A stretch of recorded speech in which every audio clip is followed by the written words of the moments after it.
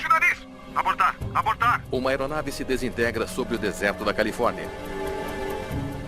É um baque muito forte quando você tem um acidente onde você perde um membro muito próximo da equipe. Os investigadores lutam para descobrir por quê. Essa é a grande pergunta que todo piloto faz. Como isso aconteceu? Houve muitas perguntas em relação ao desempenho do motor. Tudo começou a vibrar muito forte. Alerta, eu não conseguia respirar. Não poderia haver mais em jogo. É um revés enorme. Nós precisamos descobrir o que deu errado. Lançar! Sempre que você pega um objeto e você empurra o espaço, haverá risco. O futuro das viagens espaciais comerciais está na balança.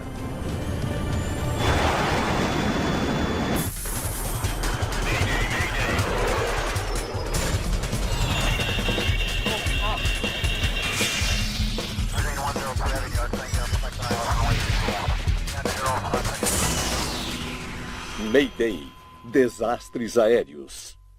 Esta é uma história real baseada em relatórios oficiais e relatos de testemunhas. Mudando o futuro.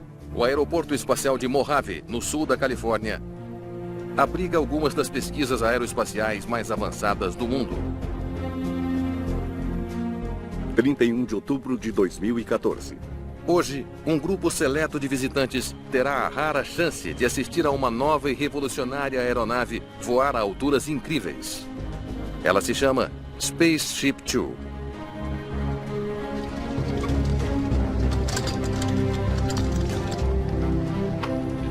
Iniciando o sistema. A nave espacial foi projetada pela empresa aeroespacial americana Scale Composites. Luzes verdes no painel todo. Há apenas 2 pilotos de teste a bordo do voo de hoje. Mas a empresa espera que essa aeronave exclusiva logo esteja transportando clientes pagantes até os limites do espaço e de volta para a Terra. Iniciando o checklist de pré-lançamento. Entendido. O projeto é uma criação do multibilionário Sir Richard Branson. Juntos, podemos tornar o espaço acessível de uma maneira que só foi sonhada antes. 3, 2, 1. Ele vê um futuro brilhante no turismo espacial, com candidatos a aventureiros dispostos a pagar $250 mil por um assento em uma viagem de 113 quilômetros além dos laços gravitacionais da Terra. Bem, é uma emoção. E você experimenta de 3 a 4 minutos. A ausência de gravidade, você fica flutuando ao redor da cabine. É como se fosse um instantâneo do que é ser um astronauta. Centenas de clientes já reservaram um voo. Mas eles não terão seu passeio emocionante até que a Scale Composites possa provar que a tecnologia é segura. E isso está demorando muito mais do que o esperado. A empresa está 7 anos atrasada. Eles realmente não entenderam o quanto seria difícil. Até 2014, havia senso de urgência. É melhor avançarem logo ou poderemos começar a perder clientes e as pessoas perderão a fé em nós. A pressão é enorme.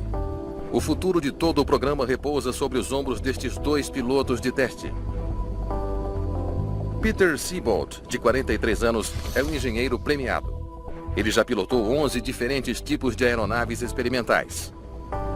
O seu copiloto, Mike Ausbury, de 39 anos, é também um piloto de testes experiente e engenheiro aeronáutico. Eles passaram quase 9 meses treinando para esta missão.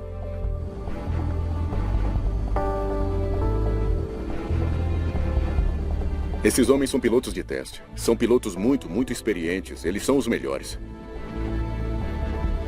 A sua nave espacial, impulsionada por foguetes, é suspensa de um avião a jato com uma envergadura de 43 metros. A aeronave de lançamento chama-se White Knight 2. Spaceship Two, checagem de comunicação. Spaceship Two, White Knight 2. Entendido, ouvindo alto e claro. Os pilotos da White Knight 2 levarão a nave espacial até 14 mil metros.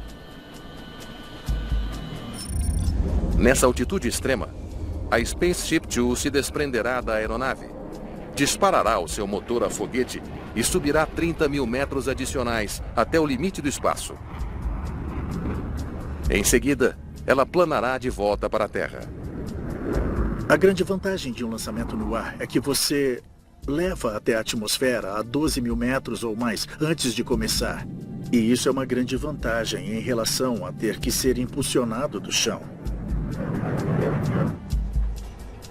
Monitorando o teste de hoje está um diretor de voo. Ele está em comunicação constante com uma equipe de engenheiros de voo, assim como com todos os 4 pilotos. Ele tem a autoridade para cancelar a missão se algo der errado. Estamos recebendo um alerta intermitente sobre a corrente da bateria. Está mostrando um negativo. Ponto 01. Eu acho que a TLG do Pilone desligar não está passando por ela. Base, isso está correto? Isso está correto, existe um potencial maior. Então ele usa a corrente do Pilone. É como uma versão pequena da sala de controle da missão em que você vê o Johnson Space Center. Há muitos dados vindo daquela aeronave, então eles podem monitorar toda a aeronave, bem como o desempenho dela em qualquer momento. A missão de hoje é o 36º voo de teste para Spaceship Two, mas apenas o seu 4º voo motorizado.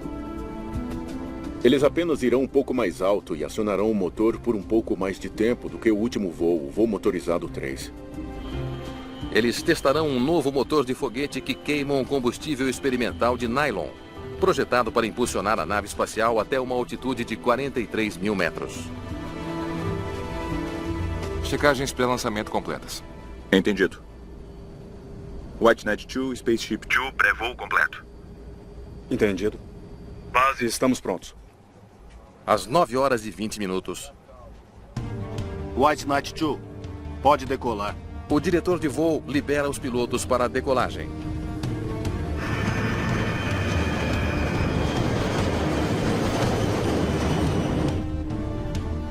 O White Knight 2 e sua carga aceleram pela pista. A velocidade de decolagem é de 150 nós.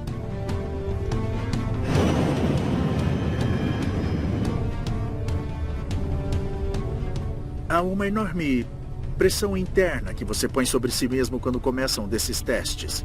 Há uma sensação de quero maximizar meu retorno nesse investimento, quero fornecer a maior quantidade de dados que eu puder aos engenheiros. Da decolagem ao pouso, o voo levará cerca de 1 hora. O comandante Seabold assumirá o manche, enquanto o copiloto Ausbury fará o monitoramento do desempenho e configurará a aeronave para o pouso. Como está o controle do sistema de pressurização? À medida que sobem até a altitude de lançamento, Uou! Um dos monitores multifunção da cabine de comando se apaga.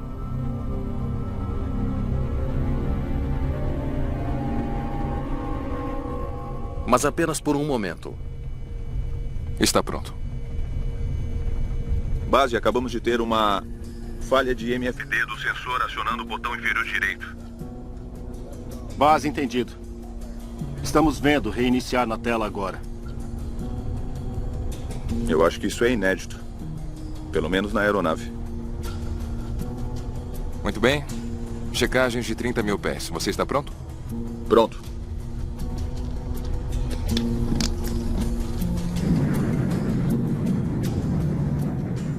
Em terra, a expectativa cresce. Voos espaciais sempre foram sexys, sempre envolveram romper fronteiras e sempre envolveram aventura. E é isso que atrai as pessoas. Spaceship Two a 2 minutos do lançamento. Você está autorizado para armar depois da liberação do pilone. Eu darei o comando. Nos minutos finais antes do lançamento, os pilotos analisam as tarefas críticas que estão prestes a realizar. Erguer o nariz, baixar o nariz, embandeiramento, desbloquear em 1.4. As coisas acontecem muito rápido. Eles não têm fisicamente o tempo para pegar a checklist e ler a checklist, porque essas coisas estão acontecendo segundo após segundo. A arfagem está boa. Lançamento autorizado. O diretor de voo libera a Spaceship Two para o lançamento. Ok. Aqui vamos nós. Muito bem. Manche. O manche está para frente. O comandante Seabolt move o manche para a frente para garantir que eles voarão para baixo e para longe da White Knight II após o lançamento. Armado. Luz amarela.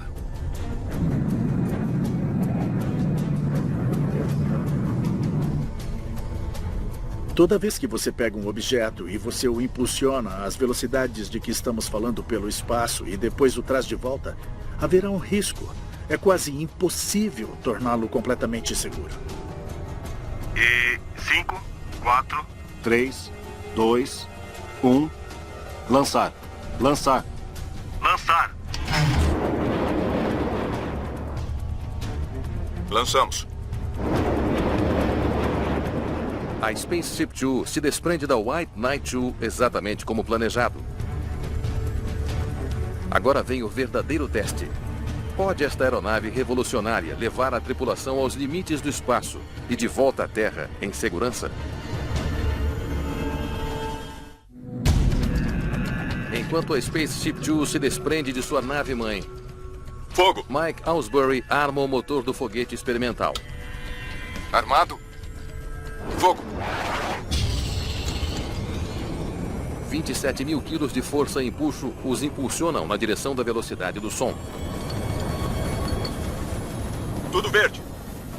A velocidade máxima da Spaceship Two é próxima de Mach 3, então 3 vezes a velocidade do som, mais de 3.150 km por hora, é muito rápido.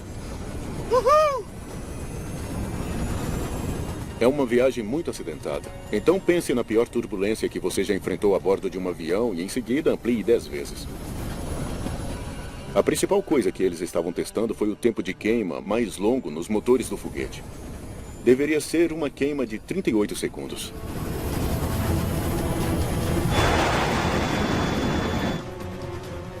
Mas apenas 14 segundos após a ignição, um dos engenheiros observa alguns dados extremamente preocupantes vindos da nave espacial.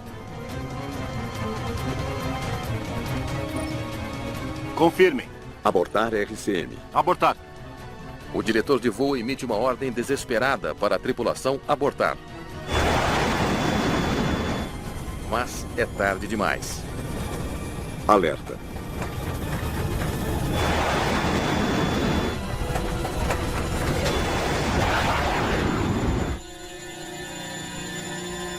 Procedimentos de emergência agora vigentes. Cartão vermelho 2. O meu marido estava assistindo de binóculos. Ele disse, isso não parece bom. E então nós vimos 2 pedaços caírem do céu.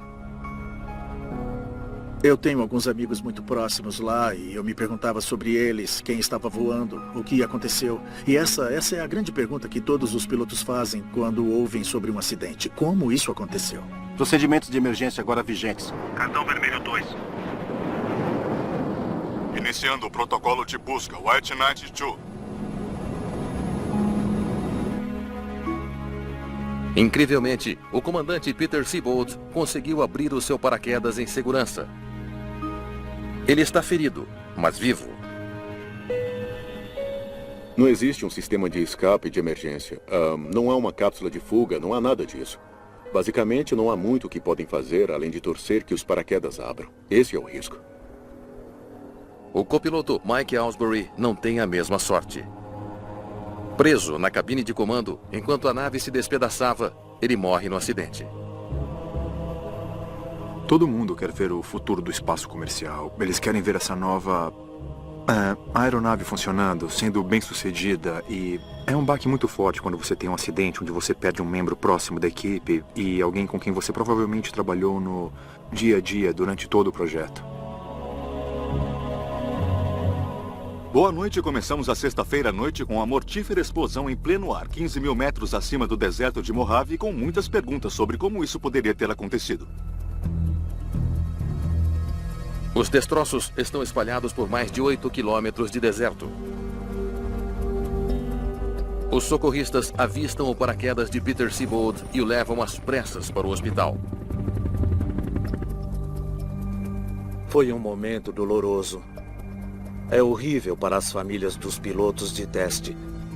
É um dia horrível para a Virgin Galactic. Para as viagens espaciais comerciais é um grande revés. Nós precisamos descobrir o que deu errado e corrigir. Essa tarefa agora cabe ao Conselho Nacional de Segurança dos Transportes. Investigar acidentes espaciais não é novidade para o NTSB. Muito bem. Na sequência do desastre do ônibus espacial Columbia, em 2003, mais de 50 funcionários do NTSB ajudaram a identificar a causa da explosão.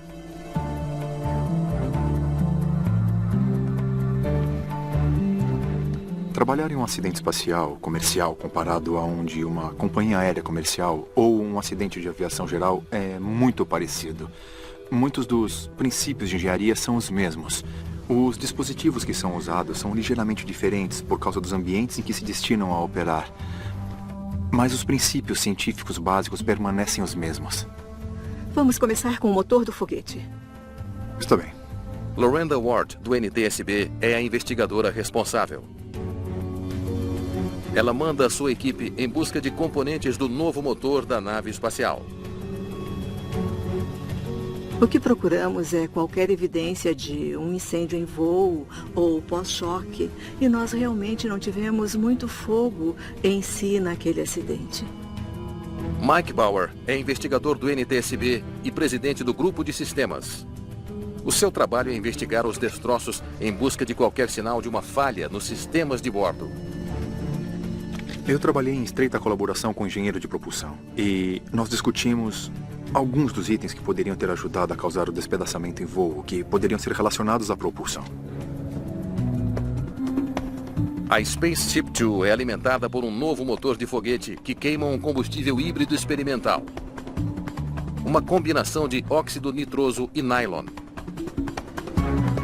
Esse motor avançado é mais eficiente, impulsionando a nave espacial para altitudes extremas, enquanto queima menos combustível.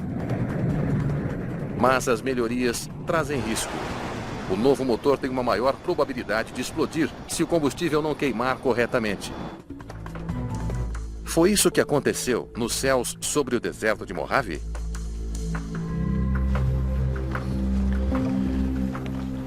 Nós tínhamos uma lista de itens que nos preocupava, que nós queríamos examinar em maior detalhe. Nós ficamos de 4 procurando com muita atenção quaisquer válvulas, acessórios e componentes de alguns dos itens menores que estávamos procurando, incluindo algumas unidades de armazenamento de dados.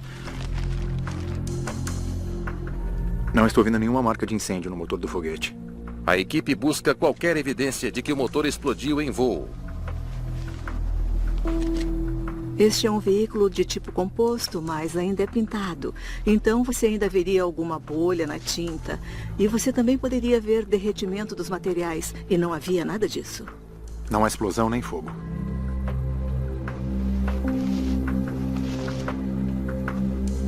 Por estarmos no local do acidente, conseguimos afirmar que o motor não foi uma das causas do despedaçamento da nave.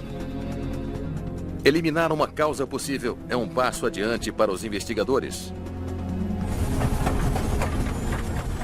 Mas eles sabem que podem estar diante de uma estrada muito longa em sua busca para descobrir por que esse voo de teste crucial deu tão horrivelmente errado. Abortar!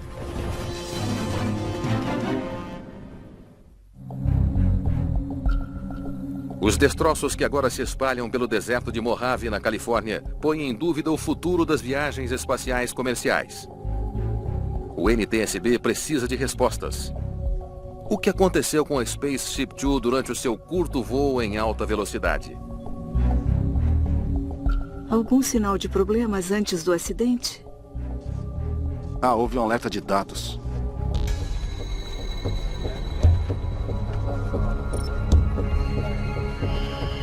Abortar RCM. Confirmem. Podemos ver os vídeos das câmeras externas?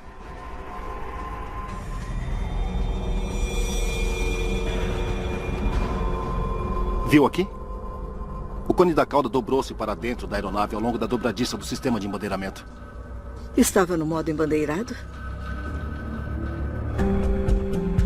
O modo embandeirado refere-se a uma característica que define o projeto da Spaceship Two. A aeronave muda de forma durante o voo. Depois de alcançar a altitude máxima, os pilotos articulam as asas para cima, na posição embandeirada.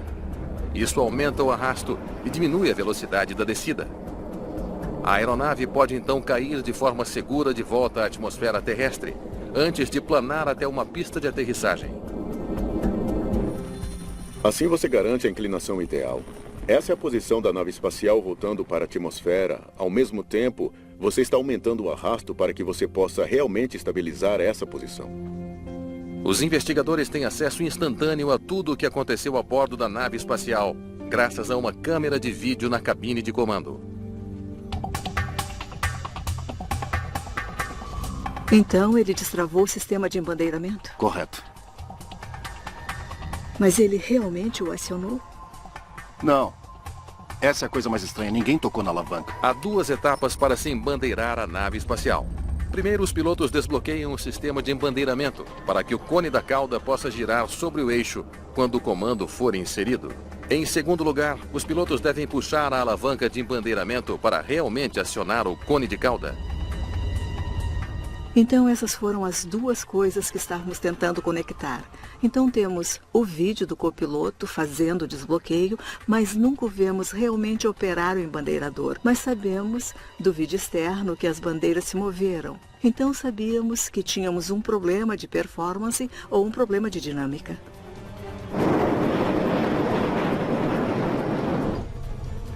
De alguma forma, o sistema projetado para diminuir a velocidade da aeronave na descida foi acionado enquanto a tripulação acelerava para chegar à velocidade do som. Levante o nariz! Levante o nariz!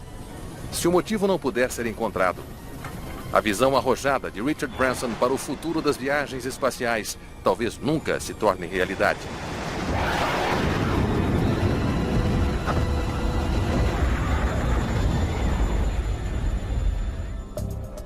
Ward e sua equipe criam uma sede improvisada para catalogar e examinar componentes recuperados do deserto. E quanto aos atuadores? Um sistema de atuadores mantém o cone da cauda no lugar até que os pilotos estejam prontos para acioná-lo.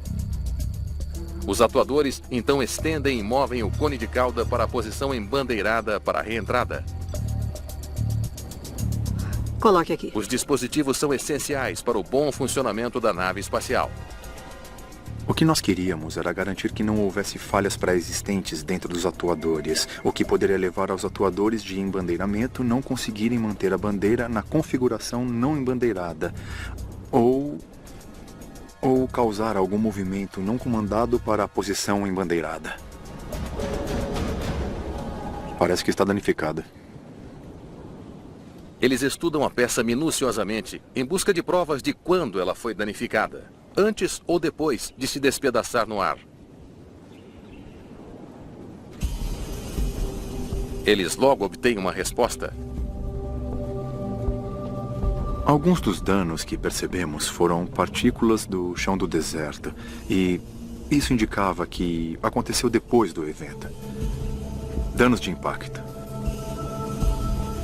Os muitos danos de impacto nos atuadores e em alguns dos outros componentes estava começando a nos conduzir ao fato de que não havia uma falha pré-existente no sistema de embandeiramento antes do real embandeiramento da aeronave. Vamos dar uma olhada no resto do sistema. Começamos a nos perguntar como podemos fazer com que o sistema de embandeiramento funcione sem uma falha dentro do sistema. Nós tivemos que pesquisar muitos dados. Tínhamos uma grande quantidade de dados nas pontas dos dedos. Vamos ver isso aqui. Ok. Vamos dar uma olhada na velocidade e inclinação. Os investigadores agora estudam os dados de telemetria do voo. Como um gravador de dados de voo em um avião, a telemetria revela tanto o desempenho da nave espacial como o que os pilotos estavam fazendo durante o voo. Pare. A Spaceship Two é lançada aqui e o motor dispara. Tudo parecia bem. Em seguida, precisamos ver os comandos do piloto após a ignição. Nós conseguimos usar os dados e olhar e compará-los com o vídeo. Então, tivemos que combinar e fazer uma correlação de tempo entre o próprio vídeo e em seguida com os outros dados que ficaram disponíveis.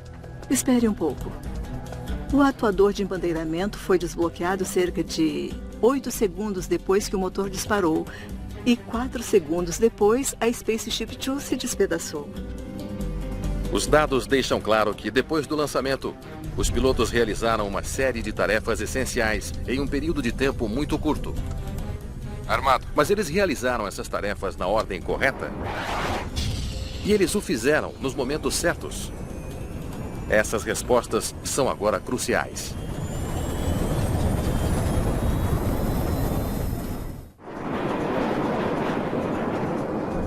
Ok? Aqui vamos nós. A duração precisa de eventos na cabine de comando pode ser a chave para entender a ruptura repentina no meio do ar da Spaceship Two. Os investigadores estão determinados a descobrir mais. Armado. Luz amarela. Eles se voltam para os engenheiros da Scaled Composites, a empresa que projetou a nave espacial. Você pode colocar aqui? Você pode ajudá-lo a limpar a mesa? Em qualquer investigação de acidentes, contamos com todas as partes para nos ajudar, porque possuem os conhecimentos necessários para entender o que os pilotos estavam fazendo naquele momento ou deveriam estar fazendo no momento do acidente. Ótimo. Então, quando eles deveriam desbloquear o sistema de embandeiramento? Entre Mach 1.4 e 1.8. Podemos ouvir de novo? Uhul! Ponto 8. Desbloqueando. Pare. Ele desembandeirou em Mach 0.8. Isso é muito cedo. Nós então olhamos para o vídeo e pudemos ver que o copiloto havia realmente desbloqueado o sistema de embandeiramento cedo demais. Não é mais seguro desbloqueá-lo em velocidades mais baixas? Não, senhora. Isso pode ser catastrófico. Isso é quando as forças ascendentes sobre a cauda são maiores. Ward descobre que quando a nave espacial está bem abaixo da velocidade do som, as forças aerodinâmicas empurram a cauda para baixo, mantendo-a no lugar. À medida que se aproxima da velocidade do som, as forças mudam, puxando a cauda para cima. Finalmente, quando a nave se move além da velocidade do som, as forças mais uma vez mantêm a cauda no lugar. É por isso que os pilotos são treinados para desbloquear o sistema na fase final da subida. Tudo verde. Na fase transônica, você tem uma quantidade enorme de força ascendente no cone da cauda, na cauda da nave espacial. E o sistema de embandeiramento não foi projetado para lidar com esse tipo de carga. Então, quando ele o destravou cedo, os atuadores não conseguiram manter a cauda no lugar. Os investigadores descobriram que era catastrófico desbloquear o cone da cauda a uma velocidade mais baixa. As forças aerodinâmicas puxaram a cauda para a posição acionada, o que destruiu a aeronave. Levante o nariz. Levantar o nariz. Foi uma destruição catastrófica da nave. Você não pode se recuperar disso. Não tem como tentar bloquear o embandeiramento de novo. Não se pode fazer nada da cabine de comando. O copiloto desbloqueou o sistema cedo demais. Mas por que um piloto de teste experiente como Mike Aylesbury desbloquearia o cone da cauda no momento mais mortífero possível? Abortar! Abortar!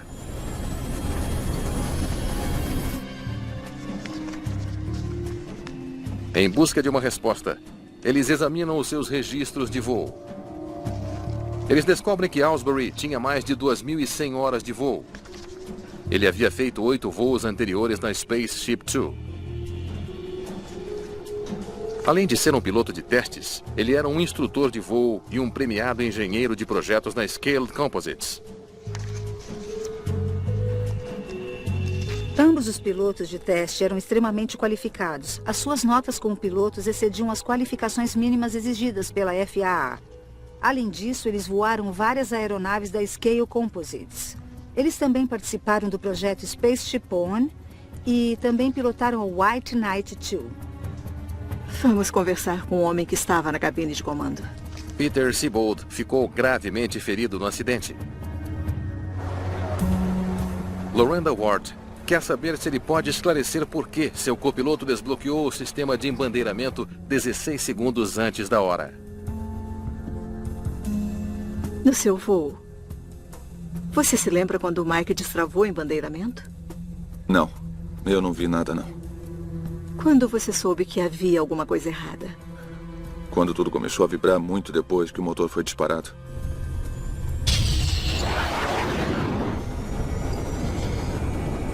E houve esse voo ascendente muito rápido. Levante o nariz! Levantar o nariz! Alerta. E as forças G simplesmente foram absurdas. Eu não conseguia respirar. Lembra de mais alguma coisa?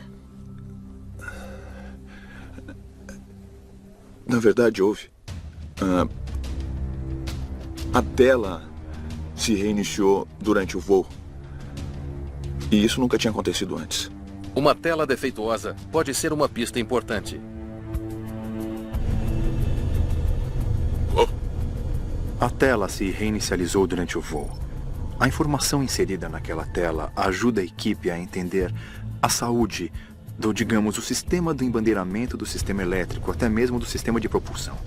Por isso, era preocupante que, se a tela não estava funcionando adequadamente, ela podia apresentar informações erradas para a tripulação, o que poderia fazer com que eles tomassem decisões inadequadas durante o voo. Está pronto. Você pode colocar aqui, ó. Aqui, ó. Perfeito.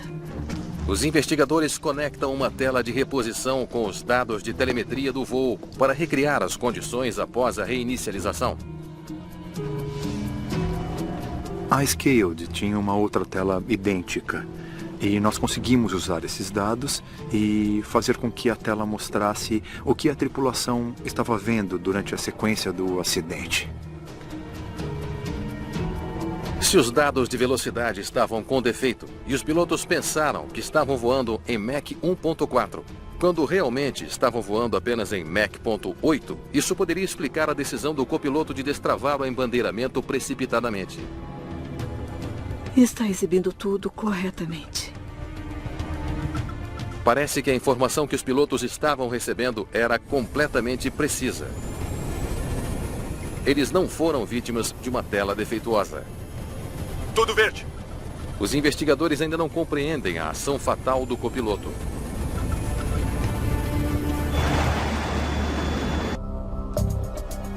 O NTSB espera descobrir se os pilotos entendiam os perigos de desbloquear o embandeiramento do cone de cauda cedo demais.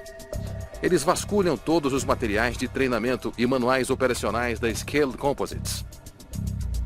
Vamos descobrir o que disseram a eles sobre o desbloqueio do sistema de embandeiramento cedo demais. Desbloquear. Eles não encontram sequer uma menção da possibilidade mortífera. Não há nenhum aviso sobre o desbloqueio após a separação. O que a ficha de dados de teste de voo diz? Muito bem. Checagem de 30 mil pés. Está pronto? Pronto. Para cada missão de teste, os pilotos recebem um cartão de teste de voo. Ele inclui informações sobre o veículo de teste, a missão que está sendo realizada e o que os pilotos precisam fazer durante cada fase do voo. É a bíblia de qualquer voo de teste. Desbloquear embandeiramento em 1.4. Desbloqueio o embandeiramento uma vez que o veículo atinja Mach 1.4.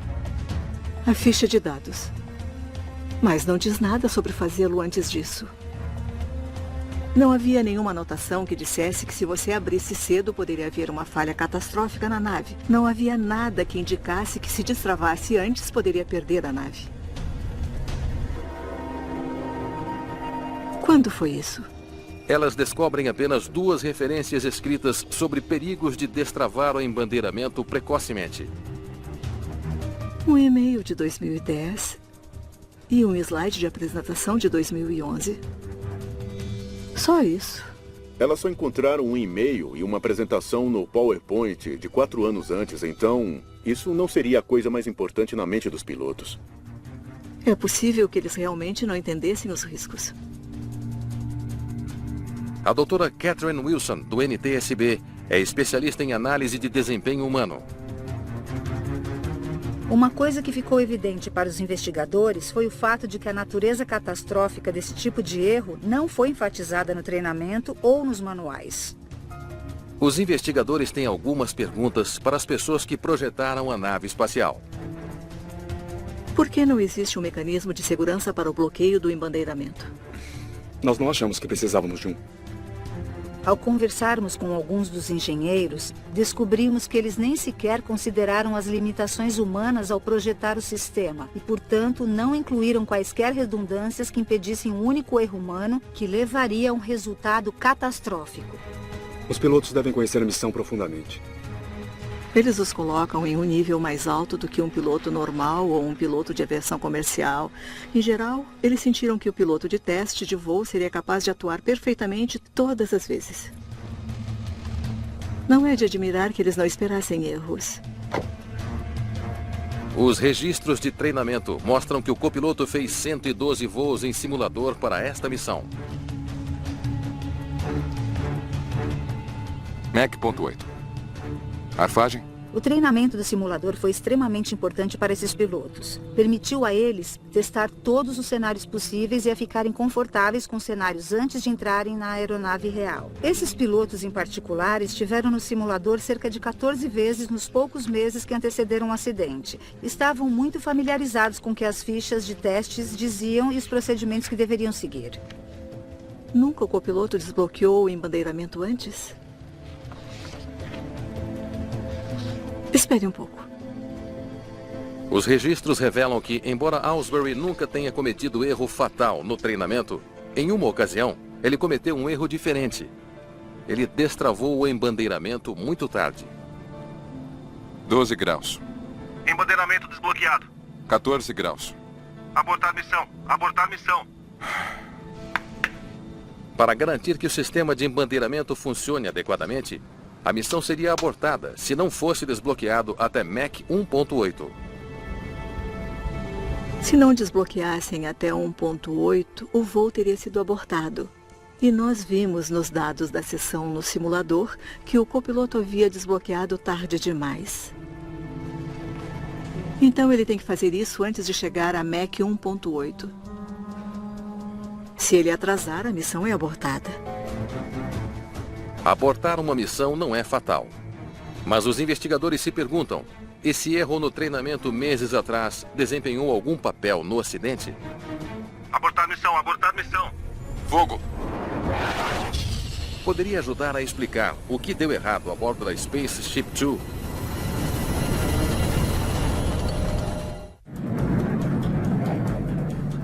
...14 segundos desde a ignição do foguete até a destruição total.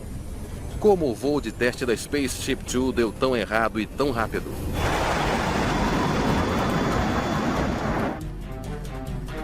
O NTSB revisa a checklist dos pilotos em busca de pistas. Ligue para 0.8 Mach. Puxe as configurações dos estabilizadores. L-4. Checagem completa. Eu darei a ordem. Embandeiramento em 1.4. Está claro que ambos os pilotos tinham as mãos ocupadas durante todo o curto voo. Verifique a sua inclinação. Quando você é pressionado a sempre fazer o que é certo, e no momento ideal e exato, você pensa, certo, eu tenho que me adiantar a tudo. Mude a arfagem para... O que significa não ficar atrasado. Ah, eu preciso fazer isso, não. Eu precisarei acionar este interruptor num determinado tempo, então eu estou pronto para fazer isso agora mesmo.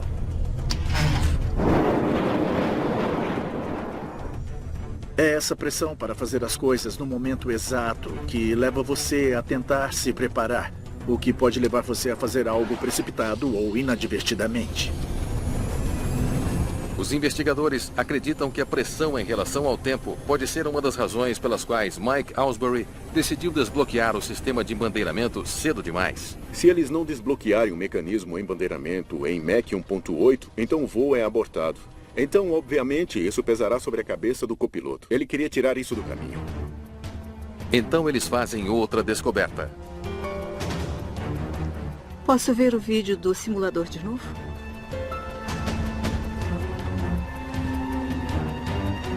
Não é o mesmo ambiente. O simulador de treinamento não replicou a sensação real de um voo motorizado. Não vibrou, nem simulou forças G. Então, é diferente estar no veículo real do que estar no simulador. E, embora você pense que está no simulador quando você é lançado, você percebe que é diferente, você está sendo movido de uma forma diferente. Tudo verde. Essas vibrações e cargas podem ter afetado a tomada de decisão do copiloto naquele dia e acrescentado pressão adicional sobre ele em termos de completar as suas tarefas em tempo hábil. Uhul!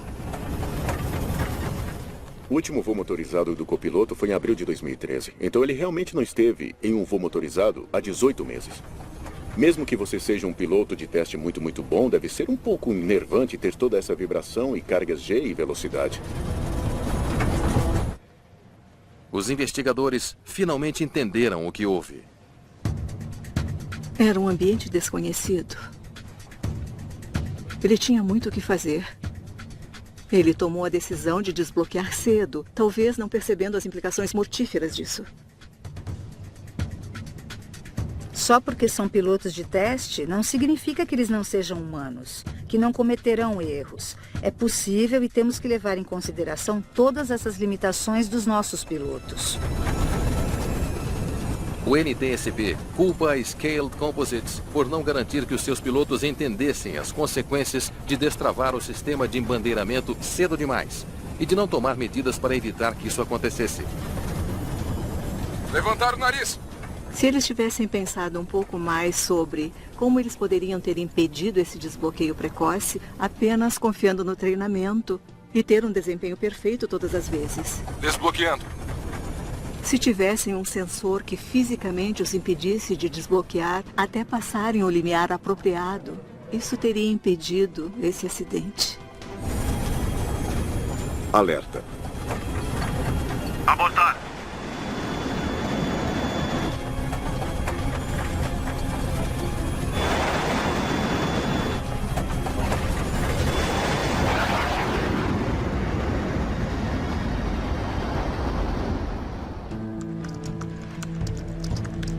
Em seu relatório final, o NTSB afirma que a causa provável do desastre do voo de teste foi uma falha por parte dos engenheiros de projeto para criar uma proteção contra a possibilidade de que um único erro humano pudesse levar a uma catástrofe. Sempre que você põe humanos no circuito, você tem o potencial de um erro humano. Sempre será o caso. Não importa o quão bem você projete o sistema, esse sempre será o caso. Como eu disse, estamos falando sobre alguns dos melhores pilotos do mundo e ele cometeu um erro. Costumávamos dizer que o manual da Marinha para operar o F-14 estava escrito em sangue porque cada vez que houve um acidente, alguém comentava, deveríamos ter dito isso às pessoas. Não dissemos, mas nós vamos dizer agora. E você aprende as lições da maneira mais difícil. Aprendemos com essa situação e nós construiremos uma segunda nave espacial. Nós nos certificaremos de que ela é 100% segura e vamos completar o que começamos e acho que vamos fazer uma diferença radical neste mundo.